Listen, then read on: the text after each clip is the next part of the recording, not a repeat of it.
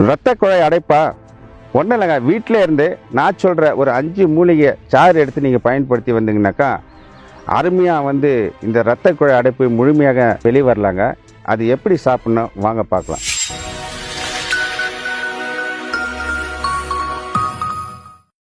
நலமுடன் வாழும் நேயர்களுக்கு வணக்கம். இந்த இதய குழாய் அடைப்பு, இந்த இதய குழாய் அடைப்பு எப்படி வருது அப்படின்னு சொல்லிட்டு நேரில் கேட்டாங்க. அவங்களுக்காக இந்த பதிவு. எப்படி வரும்னு சொன்னாக்கா, கொலஸ்ட்ரால் அதிகமாக இருந்தாக்கா இந்த ஒரு இரத்த குழாயில் அடைப்பு வரும். அதே போல் இந்த மது பழக்கம் புகைப்பழக்கம் இருந்தாலும் இந்த ஒரு அடைப்பு வரும். அதே போல் சர்க்கரை வியாதி இருந்தாலும் அதில் நாளங்கள் அதை பழுதாகி அதிலிருந்து உங்களுக்கு இரத்த குழாய் அடைப்பு வரலாம்.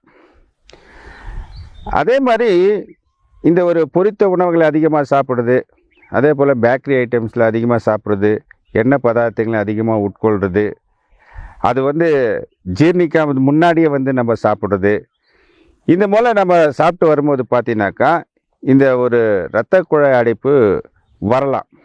அதே போல் ஒரு எந்த பழக்கமும் இல்லை, எந்த ஒரு உணவுகள் கட்டுப்பாடு இருக்கிற எல்லாம் இருக்கிற எனக்கு இது மாதிரி இரத்த குழாய் அடைப்பு வந்திருக்குதுன்னு சொன்னாக்கா, யாராக இருந்தாலும் ஒரு விதமான ஒரு சுரப்பி சுரக்குதுங்க.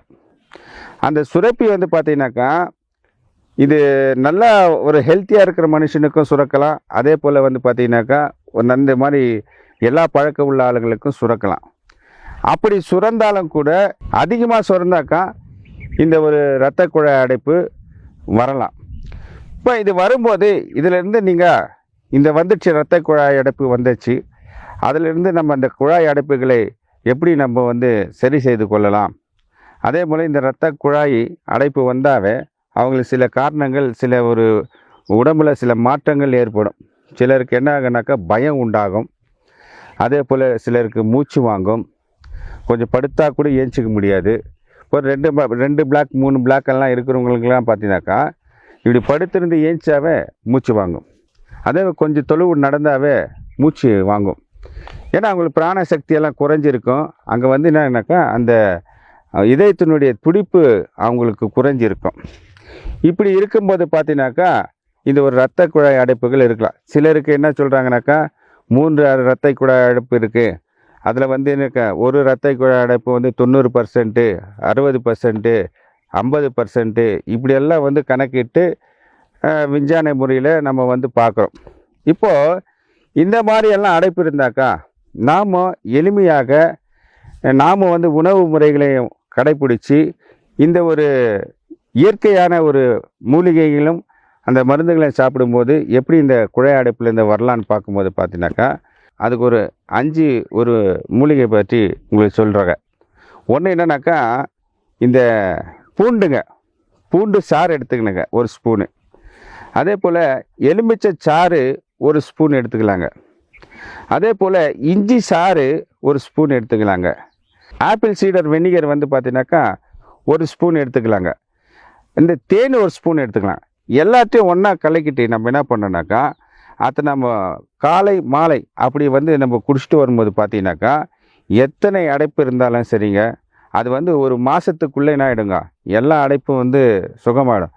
இந்த ஒரு நோயிலேருந்து மெல்ல மெல்ல நம்ம வெளியே வரதை நம்ம தெரிஞ்சுக்கலாங்க. அதே போல் இந்த மாதிரி அடைப்பு உள்ளவங்க மாംസ உணவுகளை தவிர்க்கணுங்க.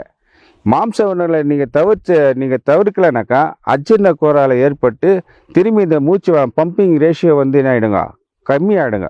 கம்மி ஆயிடுச்சுனாக்கா நீங்கள் திரும்பி அது ரிக்கவரி ஆகிறதுக்கு திரும்பி கொஞ்சம் காலம் எடுக்கும். அதனால் இந்த உணவு பழக்கத்தில் இந்த சர்வசாதாரணமாக எளிமையாக ஜீரணிக்கக்கூடிய உணவுகள், கஞ்சி வகைகள், அதே போல் பார்த்தீங்கன்னாக்கா இந்த நம்ம நாட்டு அரிசி வகைகள், பாரம்பரிய அரிசி வகைகள், இது போன்ற நீங்கள் கஞ்சி வகையாக சாப்பிட்டு வந்தீங்கன்னாக்கா, அதே போல் நீங்கள் இந்த ஒரு பழங்களை இந்த திராட்சை பழங்களை நீங்கள் கொஞ்சம் எடுத்துகிட்டு வந்தீங்கன்னு சொன்னாக்கா அருமையாக என்ன பண்ணலாங்க, இந்த நாமளே சரி செய்து கொள்ளலாம்.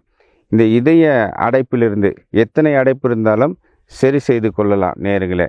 இதை பயன்படுத்திட்டு வாங்க. உணவு முறைகளை கடைப்பிடிச்சிட்டு வாங்க. வரும்போது பார்த்தீங்கன்னாக்கா உங்களுக்கு படிப்படியாக அந்த மூச்சு வாங்குதல் குறைகிறதையும் பயங்கள் குறைகிறதையும் நீங்கள் பார்க்கலாம். இது போல் நீங்கள் பயன்படுத்துங்க நேயர்களே. நன்றி, வணக்கம்.